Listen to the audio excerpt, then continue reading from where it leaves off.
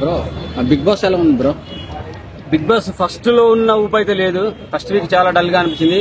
కొంచెం వీక్ పెరుగుతున్నా కొద్దిగా ఇంప్రూవ్ అవుతున్నది కానీ ఫస్ట్ లో ఉన్న craze last season 7 Pranay Prashant ఉన్నప్పుడు క్రేజ్ అయితే ఇంకా రాలేదు, రీచ్ అవ్వలేదు. మరి అది లోపల ఉన్న కంటెస్టెంట్ కంటే ఎక్కువ బిగ్ బాస్ మీద ఎఫెక్ట్ పడే అవకాశం ఉంది. వచ్చే సీజన్ కూడా 9 కూడా ఇలాగే ఉంటుందని చెప్పి ఎవరు చూడరు. మాక్సిమం తెలియని వాళ్ళే ఉన్నారు అందులో. ఆ బేబీలో ఉన్న సీత, విష్ణుప్రియ ఒక్కరిద్దరు మాత్రమే తెలుసు. అందరూ మొత్తం సీరియల్ ఎవరు చూస్తారు? సీరియల్ ఓన్లీ ఇంటికాడ కూర్చున్న ఫ్యామిలీ మాత్రం, లేడీస్ మాత్రమే చూస్తారు. మిగతా ఎవరు చూస్తారు? వాళ్ళందరూ నోటేయడానికి కన్నడ బ్యాచ్ ని పెట్టేశారు. కన్నడ తెలుగు అనే ఫీలింగ్ కలుగుతుంది. ఎంతసేపు ఆంగ్లం మాట్లాడుకుంటూ పోతున్నారు. ఫస్ట్ వీక్ అదే అయింది, సెకండ్ వీక్ లో తిట్టాడు ఎవరు నాగార్జున గారు కూడా అంతా ఇంగ్లీష్ లో మాట్లాడుతున్నారని చెప్పేసి. అయినా కానీ మళ్ళీ అదే కొద్దిగా సీరియస్ అయి గొడవ అయిందంటే కదా తెలుగు మర్చిపోతున్నారు. వాళ్ళ లాంగ్వేజ్ ఏందో, వాళ్ళ మాతృభాష ఏందో టోటల్ మర్చిపోతున్నారు. ఆంగ్లంలో తిట్టుకోవటం అది ఇది అని ఆ సందర్భంలో వచ్చిన ఎఫర్ట్స్ కూడా వాడుతున్నారు దారుణంగా. మరి అంత దారుణంగా వాడాల్సిన అవసరం ఏంది? ఎంత వార్నింగ్ ఇచ్చినా కానీ ఇంగ్లీష్ మాత్రం మర్చిపోలేరు వాళ్ళు. అది మాత్రం క్లియర్ గా తప్పైంది. నెక్స్ట్ ఫుడ్ గేమ్ లో బిర్యానీ తీసుకొచ్చి పెట్టారు. అంతంత ఫుడ్ ఎవరు తింటాడు? ఆయన దమాకు పనిచేస్తుందా మీకు? ఎవడైనా తింటాడా? ఏ పర్సన్ అయినా తినగలుగుతాడా? ఒక ముగ్గురు పెట్టి వాళ్ళని ముగ్గురు పెట్టేసి ఎవరు ఫాస్ట్ గా తింటే వాళ్ళు, ఎవరు తొందరగా తింటే వాళ్ళు అని చెప్పేసి వాళ్ళకి విన్నర్ అనే ఛాన్స్ ఇచ్చేసి ఒక ఎవరు ఎంట్రీ కార్డు బయట కార్డు ఎంట్రీ పెట్టినాక వాళ్ళొక మంచి మైనస్ అయ్యే ఛాన్స్ పాపం దాంట్లో ఓడిపోయారు. నబిల్ ట్రై చేశాడు. స్టార్టర్స్ తీరేసరికి నోరంతా మండిపోయింది, దోలు తీరిపోయింది, పక్కన తప్పుకున్నాడు. ఇంకా మిగతా తర్వాత వాళ్ళు తినమని చెప్పాడు. వాళ్ళు అసలు తిండి లేదు, మాకు బిర్యానీ ఎప్పుడు దొరకలేనట్టుగా ఇట్లా తింటారు, పిక్చర్ లెక్క తింటున్నారు. మరి దారుణంగా ఉంది. ఆ గేమ్ ఓడిపోయారు. అంత పెట్టి ఒక్కరిని తినడం కూడా కరెక్ట్ కాదు. నెక్స్ట్ 2 టీములు డివైడ్ అయినాయి. ఫస్ట్ ఏమనుకున్నారు, వైల్డ్ కార్డ్ ఎంట్రీస్ 12 వస్తున్నాయని కానీ అందరం టీమ్ గా ఆడాలి, హోమ్ లాగా ఆడాలి అనుకున్నారు.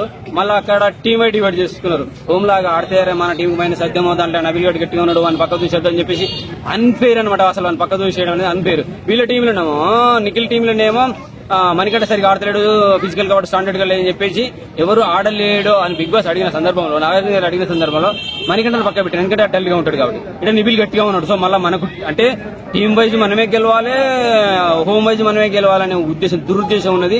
నబిల్ ని తీయడైతే కరెక్ట్ కాదు. నిఖిల్ కూడా సోనియా మధ్యలో నలిగిపోతున్నాడు. పృథ్వీ వీళ్ళిద్దరినైతే తొక్కి పడేస్తాంది. అసలు ఆమె ఏమనుకుంటుందేమో, నేను వీళ్ళందరినీ కంట్రోల్లో పెడుతున్నా, నా టీం కంట్రోల్లో పెడుతున్నా, టాప్ లోకి నేనే వెళ్తానేమనుకుంటుంది. బయట వీడియోలు లేడీస్ అమ్మాయిలు వీడియోలు చేసి పెడుతున్నారు. సోనియాని తొందరగా పంపించేద్దాం. అది నీకు మైనస్ అయ్యే అవకాశం ఉంది. నెక్స్ట్ మరో నిఖిల్ కూడా ఆమె వల్ల అసలు మెల్లగా ఆయన ఆట కూడా అనేది డౌన్ అయిపోతుంది, పడిపోతున్నాయి. నీకు మైనస్ అయితే నిఖిల్ ఒక్కసారి నువ్వు కూడా ఆలోచించి. ఇంతకు ముందు సోనియాకి పోయి చీఫ్ గా ఎలా అయితే ఏదో రెడ్ ఆపిల్ గుడ్ ఏదో ఇచ్చేసామని ఇచ్చావు కదా. సో అదే ఉద్దేశంతో ఆమె వల్ల నీకు మైనస్ అవుతుందని ఆలోచించి ఆమెను పక్క దోసేసుకుంటే నీకు బెటర్ అవుతుంది. ఆమె చెప్పిన మాట వినుకున్నావు అనుకో, నువ్వు డౌన్ అయిపోతావు. ఆల్రెడీ గేమ్ ప్రకారం చూసుకుంటే నువ్వు టాప్ లో ఉన్నావు, ఫిజికల్ గా కూడా మంచిగా ఆడుతున్నావు, మంచిగా వెళ్తున్నావు. కానీ సోనియా వల్ల ప్రతి మాట వినుకుంటా పోయినట్టు నువ్వు మైనస్ అయ్యే ఛాన్స్ ఉంది. విష్ణుప్రియ కూడా కొంచెం కన్నింగ్ అనిపిస్తుంది అక్కడక్కడ. ఈ వీక్ ఎవరు ఎలిమినేషన్ అవుతారు అనుకుంటారు? ఈ వీక్ ఆదిత్య గాని, నైనిక గాని, లేదంటే సోనియాకి లేడీస్ వీడియో చేసి పెడుతున్నారంటే సోనియాని బయటకు పంపించే ప్రయత్నాలు కూడా జరుగుతున్నాయి. నెక్స్ట్ మణికంఠ కూడా ఉన్నాడు. పృథ్వీ అయితే కొంచెం ఫిజికల్ గా గట్టిగా ఉన్నాడు కాబట్టి ఉంచొచ్చేమో అనే ఫీలింగ్ అవుతున్నది. పృథ్వీ పట్ల పోకపోవచ్చు. ఒక ఇద్దరు వెళ్ళిపోవాలనుకుంటే ఎవరినో వెళ్ళిపోవాలనుకుంటారు? ఇద్దరు వెళ్ళిపోవాలనుకుంటే ఆదిత్య గారు పోతే మంచిదే. ఎందుకంటే ఆయన కొంచెం ఎప్పుడన్నా ఎమోషన్ వచ్చి ఆవేశంగా ఆడాల్సిన సందర్భం ఏంటంటే ఆయాసం వచ్చేసింది. సో ఆయనకు ఫిజికల్ గా కాదు, హెల్త్ పరంగా కూడా ఎఫెక్ట్ పడే ఛాన్సెస్ ఉంది. సో ఆయన పోయి జాగ్రత్తగా తప్పుకుంటేనే మంచిది. ఒకవేళ నార్మల్ గా మనం హెల్మెట్ చేసినా బెటర్. ఎందుకంటే ఆయన ఆరోగ్యం బాగుండాలి. ఫ్యూచర్ డైరెక్టర్ అవుతానంటుండో స్టోరీలు స్క్రిప్ట్లు ప్రిపేర్ చేసుకున్నట ఆయన బయటకు వెళ్తే మంచిది. నెక్స్ట్ ఇటు నుంచి మణికంఠ పోతే బాగానే ఉంటుంది అనిపిస్తుంది. ఎంతసేపు వాడు ఏడుస్తుండ్రు పాపం, అది కరెక్ట్ కాదు. నిన్ను ఎవడో ఏదో అంటే నువ్వు మొగాడు కాదు, వాడిని అబ్బాయి లాగా చూడకండి అన్నందుకు నువ్వు ఫీల్ అయ్యి ఏ టైప్ లో రివెంజ్ తీసుకోవాలి, నేను మగా అని నిరూపించుకోవాలి. కానీ ఏడుస్తున్నావు పక్కకి వెళ్ళి, మైక్ తీసి పడేస్తున్నావు. మైక్ తీసి పడేస్తే బిగ్ బాస్ నిన్ను బండ బుద్ధులు తిరుగుతారు. శనివారం ఆదివారం నీకు దోలు తీరిపోతుంది నాగార్జున గారి చేతిలో. అరే బాబు మీకేమన్నా లోపల ఇబ్బంది అనిపిస్తే మీరు గేమ్ టఫ్ గా అడిగి నిరూపించుకోవాలి. మీరు చేసే పనులు మాకు నచ్చకపోతే మేము తిడతాం, మిమ్మల్ని తిడతాం, బిగ్ బాస్ కూడా తిడతాం. మాకు ఇలా కావాలని మాకు ఆప్షన్ ఉన్నది. ఎందుకంటే మేము అభిమానం కాబట్టి మీరు చేస్తే పక్క దూస్తారు. లాస్ట్ వీక్ మనం ఎవరు నవీన్ పక్క దూసేశారు కదా బిగ్ బాస్ తిడితే.